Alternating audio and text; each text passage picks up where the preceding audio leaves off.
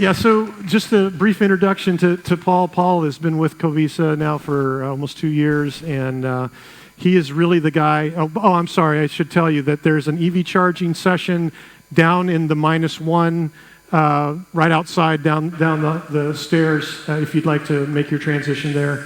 In this section, we're going to talk about understanding and engaging in COVESA expert groups. But if you have an EV charging interest, then go to the Aqua Room. It's in -1. So Paul's been with us for a while. He is the guy that makes projects happen, takes ideas, works with members to engage. And so I'm going to invite Paul to come on up and talk a little bit about understanding and engaging in COVESA expert groups. Thanks, Steve. I'm Paul Boys. I'm the community director here at COVESA, and I'm here to talk about engaging in COVESA. Basically, my doctor told me not to sing, so I'm not going to sing, and it wasn't for my health, it was for your health. So I won't sing Matt's song. But anyway, let's see. So we're going to try to answer some of these questions today. How is COVESA organized? How do you find out what is going on in COVESA? What do you need to be equipped with to work within COVESA? What contributions models does COVESA use and require? How do I launch a new or expand a new existing project in COVESA, and who can answer my questions regarding COVESA? So this is kind of like the how-to to what Matt said. So basically, before I do that, I want to make sure that everyone understands COVESA is member-driven. Members drive everything. Oh, okay, sorry. So great, thanks. So members drive everything. Basically, if members aren't driving it, it's not going to happen. So all teams, groups, projects, work product and are conceived and launched by members. So everything, all COVESA teams, groups, and projects are led by members. All work product is produced through member collaboration and contribution. Without members, COVESA does not exist. Bring us your collaborative ideas and needs and keep COVESA thriving. Please engage. So basically, engage. That's what we're here to do this week. So how is COVESA organized? So basically, we have a board of directors, which is at the top. They are the ones who make the executive decisions.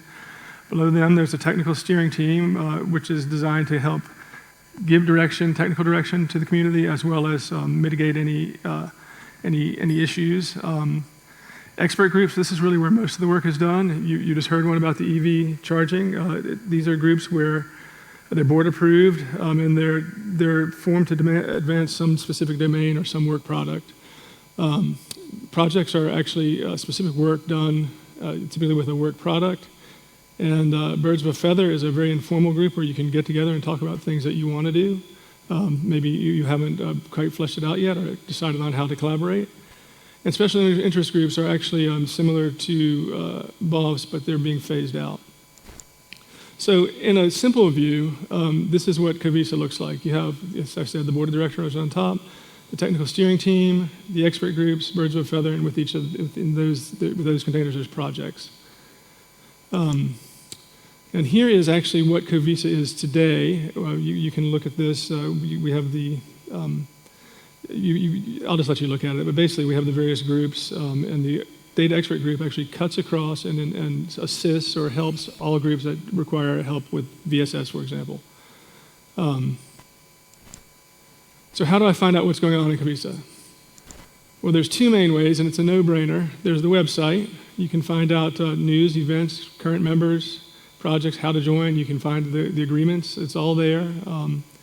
Even about to get to the event this week, if you wanted to find out you didn't have the app installed, you can just go to news events and see what the schedule is. So the wiki is the other one. Basically, the intent is to have a lot of the non-code work done on the wiki. Basically, you have your getting started. You have a calendar, which is wide open with all the weekly meetings. It's got the connection information. We have communication channels, which are basically Slack, mailing lists, the collaborative projects, and there's more. I mean, there's a lot on the wiki, and I suggest if you don't know, if you're looking for something you don't know the answer, go to the wiki. So here you can see, we have a Google Calendar with all the stuff right there.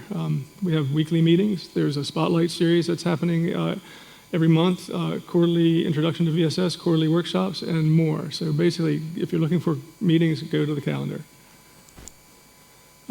Communication channels. Again, we have Slack, Google Groups, LinkedIn, Twitter. You can go sign up. The links are right there in the red square. And just sign up, you'll get approved and be off and running. The previous AMM material, this is a wealth of information. Basically, there's recordings, like from today, there'll probably be recordings put on the website, and you can go back and look at them. So if you have a question about, like, say, what VSS is, go watch the recordings. I mean, also, a lot of this is on YouTube. So if you jump from the wiki to YouTube, and you can just start watching and figuring out what's going on. So I'm not going to go through all of these, but really attend meetings. There's introductions, proposals, status workshops. All I say is attend the ones that make sense to you this week. And if you do, one thing I would like to say, workshops are workshops, so people are actually working on something specific, and they're going to be talking about stuff that if you haven't engaged, you may or may not know. So just be cognizant and be of their time if you come in and start asking a bunch of questions, and they're basic questions. Again, go to the wiki and look at the existing stuff, and you'll find the information you need, likely. So yeah, so the AMM sessions, basically, they're all right there. So what do you need to be equipped with to work with COVESA? So basically, you can go to most everything without any credentials. But if you want to write, edit the wiki and actually collaborate, or go to GitHub and collaborate, you need an account. But you can see that, so you need a wiki account to do that, GitHub account. Appropriate IP agreement. I'll let Steve talk to this, but basically, I'll just let Steve talk. In the communication channels, Slack and Google. Questions that we get asked is, okay, maybe I'm familiar with AutoZar, or maybe I'm familiar with W3C, or I've worked in other collaborative, or this is the first collaborative community you've ever worked in. What about intellectual property? What about patents? What about what about all that stuff? So at the end of the day, COVESA aspires to be a royalty-free organization. We don't consider ourselves a standards development organization. We consider ourselves an organization that collaborates and creates common approaches to known problems. VSS is not a standard. It's been called a standard. It's been called a lot of things, positive and negative. But at the end of the day, it's just a common way of describing vehicle data. It's not, if you want to call that a standard, that's fine, but we are not a formal standards body, right? And as such, while it's in our bylaws and in our IP policy to be able to create normative standards specifications, we don't choose to go down that track. We don't follow that track. When we think about specifications, when we think about describing a common approach in a document, we think about it as an open industry delivered document to the industry. We are all about open source licensing, so most of our documents, or all of our documents, are going to be licensed under a Creative Commons open license. All of our code that is produced is going to be licensed under a free and open software license, such as MPL version 2, which is what VSS uses. But that's, again, the broader context of what we're talking about here is engaging in COVESA activities. I would encourage you to read the IP policy. I will tell you that we are actively working to replace that IP policy because it's a legacy policy that we inherited from Geneva when we became COVESA. And for the last year and a half, we've been working and talking, getting legal input on how to improve it and how to, most importantly, make that IP policy reflect how we actually operate in our expert groups, in our open source projects, and so forth. And so it's worth a read to take a look at your IP policy, at our IP policy. It's available on the website. If you're a member organization, then your legal team has already looked at the IP policy and has blessed it. They may not like it, but they blessed it, or you wouldn't be a member. But it's worth you taking a look at it. What I'd also say is if you're into the open projects in the sense of creating code, there's two ways to contribute code in COVESA. The typical way is if you've ever contributed code to a Linux Foundation or to the Linux kernel or to probably 80% of the open source projects out there, you know about the Developer Certificate of Origin or the DCO. It's a simple write-off line that says this is original code produced by me, this is who owns it, and make sure that you have that sign-off in there. That's the DCO. And there's also a contributor license agreement. And this is some entities, some organizations in COVESA prefer to say, look, I don't want anybody that's got this email domain to be able to submit code to COVESA. I want to designate who are appropriate submitters to COVESA. And so they will sign an entity contributor license agreement. And what that will do is it will say, these are the terms that we're contributing licensed code under, and these are the individuals who are, by our organizational decision, able to commit or submit code on behalf of our organization. So those are two models of contributing code. I'll just say one other thing that Matt mentioned at our previous comments. The automotive industry, as well as other industries, is getting a little bit sensitive to antitrust things. We have an antitrust guidelines document. We would encourage everybody that's engaging in COVESA to read it. It's pretty simple, it's pretty straightforward. It's your responsibility as a member or as a contributor to align to those guidelines. We are not going to police them. We sometimes raise our hand and say, that's not an appropriate comment, or maybe let's not go down that track because it could get us into antitrust scenarios. At our board of directors meetings, we always start our board of directors with a note well that all of COVESA's activities are aligned to antitrust guidelines. And so antitrust is kind of a big deal. We don't emphasize it as much at the technical level because we're trying to do everything in the open. But when there's conversations going on around business and that sort of thing, just keep in the back of your mind antitrust, and please read the antitrust guidelines. They're pretty straightforward there. So I'll hand it back over to Paul. I'm going to hand it right back to you because we're going to talk about the contribution models. Okay. I stole your thunder. Sorry about that. Yeah, so again, these are the two options that I talked about. The DCO, which is the most common, and again, it's very, very common in the Linux kernel to do a DCO, and maybe some of the other organizations that you've participated in. I would just note that on our website, there is a contribute page. So covesa.global/contribute. And that page goes into more detail on both of these options, what the actual sign-off line should look like, where to find the current template for the entity CLA. But if your organization requires that, we can allow for that as well. We talked about code licensing. MPL2 is COVESA's preferred license. What some people don't know is that it's not the only license that we use. We actually have a full document that describes green, yellow, and red light licenses. So there's certain licenses that are red light to us. We will never use them. Don't even try to submit code according to it.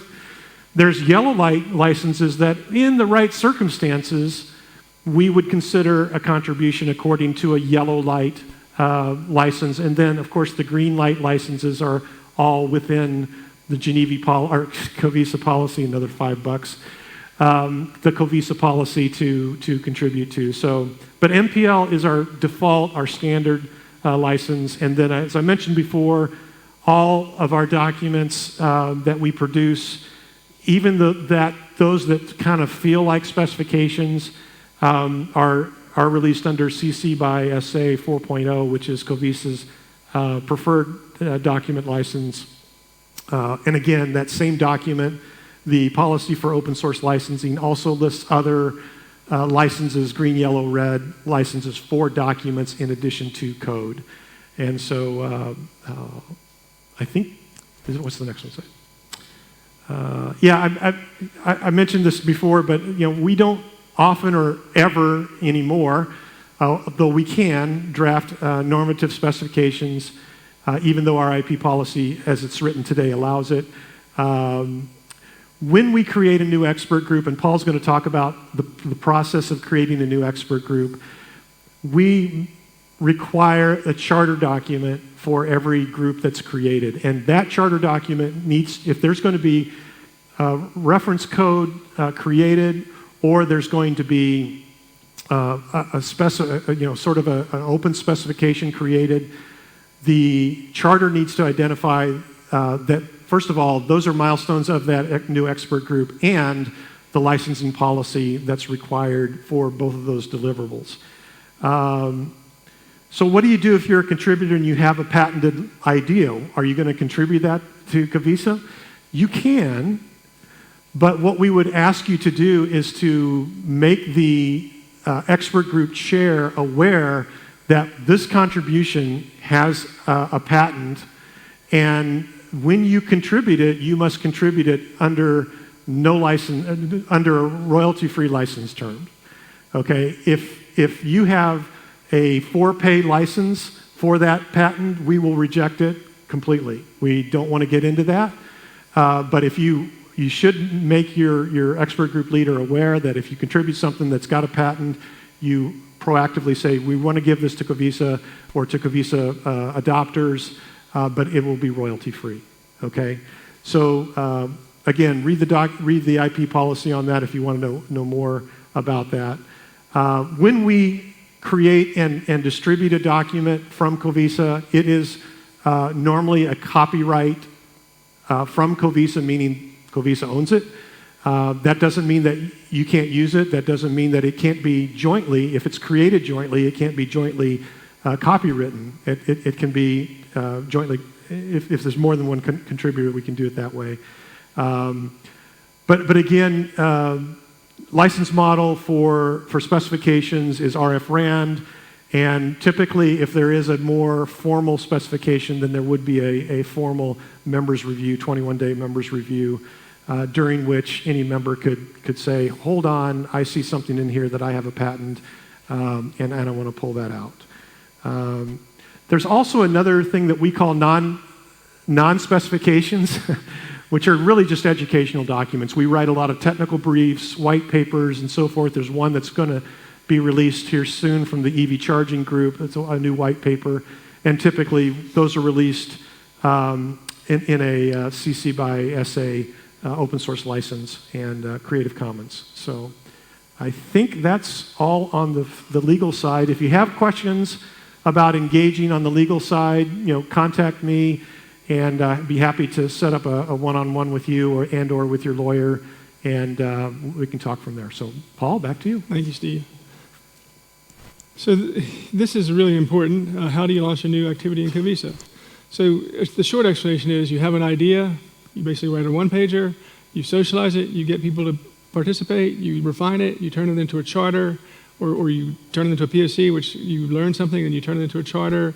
It can become an expert group, it can become a project within an expert group, but really you start simple and you figure out what you need. And so basically, it's really simple to start a project, and we have quite a few, as Steve has said, this week that are being proposed. For example, the transportation, the commercial vehicle, BoF is what they're calling it, and then there's a white label app store, which is very interesting to a lot of people.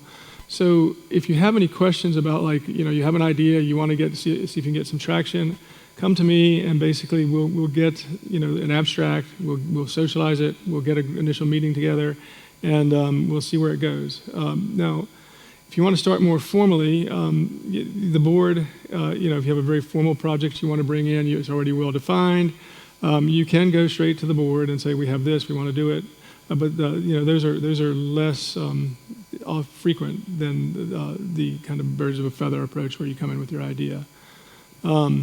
So this kind of just walks through the process. A member has a new idea, tech or business, and wants to expand it, existing project. Yes, I mean this is pretty much what I just said. So chairs are a part of it. When you start a project, you typically want to have scope. You clearly scope, and you typically have people who are going to chair or lead, depending on how you want to look at it. And so you need to think about that as well. Some recently proposed projects are the Automotive AOSP App Framework. This is the Android white label app store. Basically, there's a meeting that's going to be presented here later today, and there's a meeting from 4:15 to 6:15, a working session trying to flesh out scope, who's going to lead, who's actually going to be involved, what companies. There'll be quite a few people online, remotely.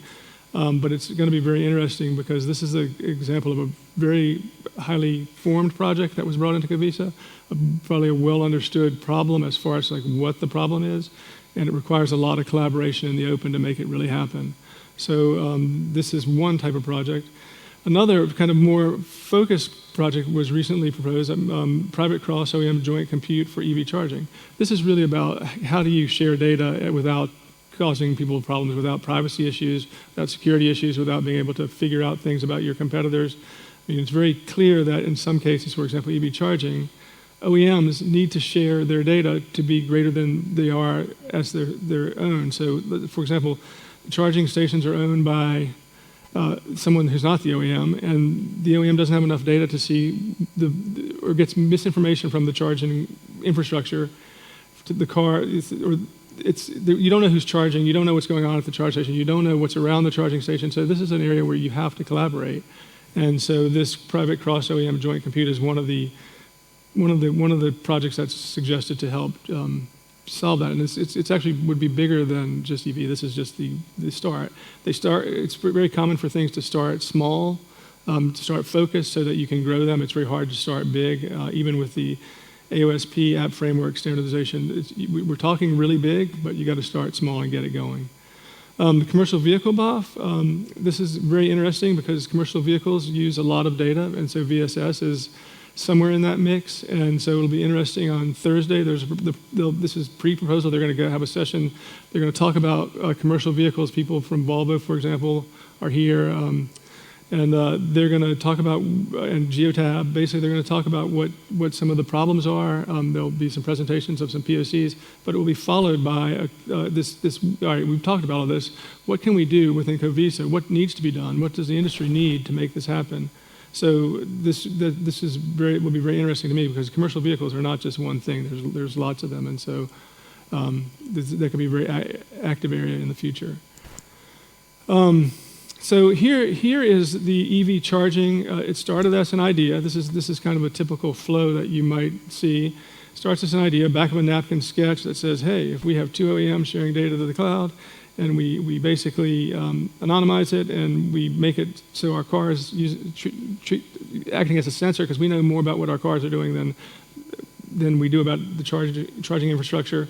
So you basically, you aggregate the data and you see what you can do. That's roughly what they said. And so this is how it started. Mattis, who's presenting later, will be very interesting to see his presentation on his trip from Cologne to Porto. But this was his idea on the back of a napkin. So he did a one-pager. His one-pagers are usually like 3 pages. And so he did that, and this is a picture of it, and you see basically he presented and had a couple of presentations for different time zones. They were recorded, they're put on the wiki so that they can scale so people can come and see what they were. And they set regular cadence. This actually chartered the EV charging group, but it's starting small with the kernel of an idea. And so basically this one was voted on by the board. But they did a charter and they started going. And hopefully in the next week or so, given permission from their companies, they'll be able to publish the white paper on their findings. And so I highly encourage you to check that out. But you can see how the trajectory that they followed. So one thing we run into regularly is, so we talk at a conceptual level, we talk at an idea level, and we really want to make this stuff real, meaning how do you do that when you don't actually aggregate data from a lot of cars? So, there's simulation, there's other ways, but basically work products, real tangible work products are the goal of COVESA. So talking about things is good. Creating something that's useful to the community that can be reused or prove something is what we want. So, and in this case, we have to engage another OEM. So that's the typical trajectory a project might take. So who answers your questions at COVESA? Basically, Steve went through us all earlier, but basically if you have a problem about a project-related or expert group-related thing, you can ping me, and I'll help you. Basically, General COVESA, Steve or me. There are others as well. And if all else fails, use help.covesa.global. So that's the end of my slides. Love to hear your questions and help you however I can. So any questions? Yeah, we wanted to leave some time here at the end to answer questions. We wanted it to be a dialogue because we have probably 20 minutes or so before our break. Obviously, we're talking a lot about engagement, and so we want to hear your questions, your concerns, your challenges, or whatever. So what questions do you all have about engaging in either an existing group or project or starting a new one in COVESA? Any questions?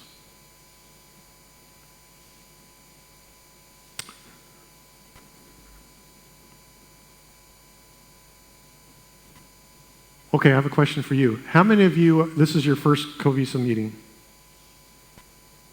Okay, wow. That's impressive. Welcome. I'm glad you're here. So let me just ask one other question. The reason you're here, are you here to learn about something COVESA is doing, or you've already taken time to learn and you're ready to engage in something COVESA is doing? So let's answer one at a time. How many of you are here primarily to learn? Okay. How many of you are here, I've done a bit of learning and I'm ready to engage? Great.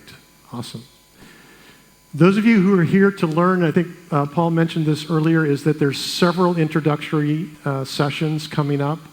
The intro to VSS is really, really important for you to go to if you want to learn more about VSS. And there's other introductory and ramp-up opportunities throughout the week. You're here at a good time because, as Matt and Paul have both said, we have 6 new projects that we're launching, and so you're in on the ground floor on any number of those projects, and so please look at those. And so we want to answer any questions you have about not only the learning curve, improving the learning curve, but also improving the speed of engagement. So please let Paul and I know when you have questions, and we can hopefully point you in the right direction. A lot of this is about meeting the right people, and so sorry I'm a broken record, but it's all about people at the end of the day in COVESA. So find the right people, connect with them, start asking questions, find out when to engage and how to engage, and so forth. So one last time, any questions? Yes, okay. Emil, do we have the mic? You can go ahead and just ask it. We'll repeat it. Why isn't all OEMs part of COVESA? Wow, that's a great question. We don't know. We think that we have a really valuable product and output. An AutoZar colleague here, Michael Nicholas Huret, they're part of an organization with, I don't know, 300, up to 350 organizations now, and almost 90 some odd percent of all the OEMs. They've been around a while, and they've got a very solid, mature technology. I think VSS is still maturing. I think Paul and I have regular conversations with a number of OEMs that aren't represented here today or aren't members about VSS and about other stuff that we're doing. And I think that very soon more OEM joins will be accomplished and communicated. But why does an organization not join COVESA? Well, they don't see the value, or they don't understand the value yet, and that's our job to communicate that, Or it could be that it's a maturity issue. The technology isn't yet mature enough to warrant them joining the organization. And I'll be honest with you, sometimes it's hard to join an organization, especially with an intellectual property. We have organizations that have actively contributed to VSS who cannot join our organization because of their legal teams will not allow them to join. So we're trying to fix that by changing our IPR policy, but the fact of the matter is lawyers always win. I don't know why, but they always win at the end of the day. And if an organization wants to join and the engineers are saying, man, I got to get in there, and the legal team says no, then that's it. But yeah, great question. Can I ask a question? Basically, how many of you are interested in VSS? Like, did that attract you to this organization? So, quite a few. How about the Android? If you didn't answer yes to those, what attracted you to to come here? Is anyone willing to say?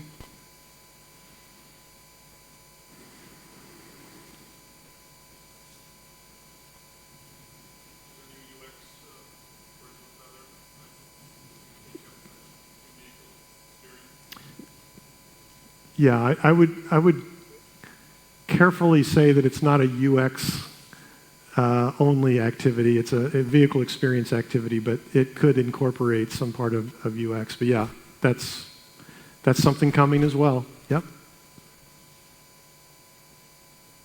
In-vehicle payments, are people interested in that? Okay. This helps me kind of get an idea. So basically, most people are interested in VSS and Androids. Yep. Okay, well, we won't belabor it. I think we've probably got some snacks out there and some drinks. Any last questions on engaging for Paul or I? Just take it off. You can feel free to take it offline or last second here ask the question. Oh, one more question. Okay. Yeah, maybe another follow-up. So, I was part of Liberty that being developed in an early stage, and that took very long time to get things to talk to each other. But then they came up with a test fest and actually practically trying out that stuff worked together. Do you see anything like that in COVESA, that we actually do things together on a project level outcome basis and not only on specification?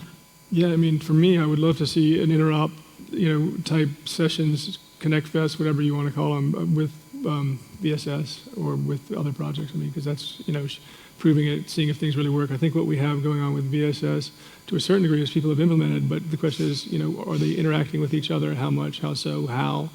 This is the area about growing and maturing VSS that we've got to do. But I would like to do that. Engaging developers to do that is the kind of thing you're talking about, right? I mean, yeah. So I would like to do that in future AMMs, and I know that so there's digital.auto, which is used to simulate, but I know that Dirk had the concept of a plug fest type thing, or whatever you want to call it, but I think that's very useful. And then the W3C, you alluded to this, is tests, basically. This idea of like, do you conform in this heavy-handed way? It's like, no, do you pass these tests? That's very useful. So basically, we have this idea of deployment scenarios coming up with VSS. There'll be discussions about it, and basically, they're not all the same thing. So ECU to ECU, zonal ECU to zonal ECU, zonal ECU to bigger compute to phone, to the cloud, whatever. And so, for those to really work, I think a test suite of some kind could ultimately be where we end up if we can get there. Yeah. Yeah, and I would say too, there's two things there. I mean, proof of concept implementations, whether there's a spec behind it or whether it's just an idea, matter in COVESA. We love proofs of concepts. If you look through the charters of most of our expert groups, there's some reference to some sort of proof of concept activity, and that's not necessarily a full-blown validation of interoperability, but at least it's a proof of concept that something can work together. The other thing I would say is that we had this conversation earlier today in the board meeting about tooling, and tooling is really, really important in data. And not only tooling that allows for conversion from a legacy format into VSS, but tooling that takes VSS and builds interface description language or other sorts of things like that. And so tooling, I think, is so important, and we actually have a pillar within the data expert group that's all around tooling.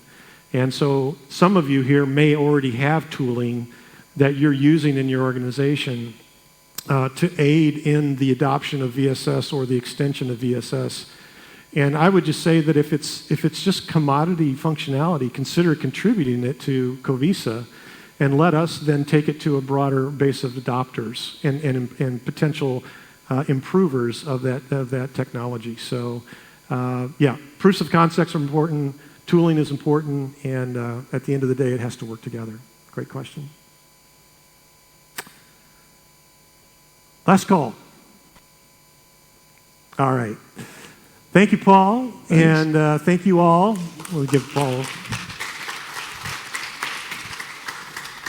So we are at a break now, but I want to just give you an early break. We will be back in here at 3:15. We have a market view of what the market is saying about app stores, and we're looking forward to a presentation by Roger Langto on that.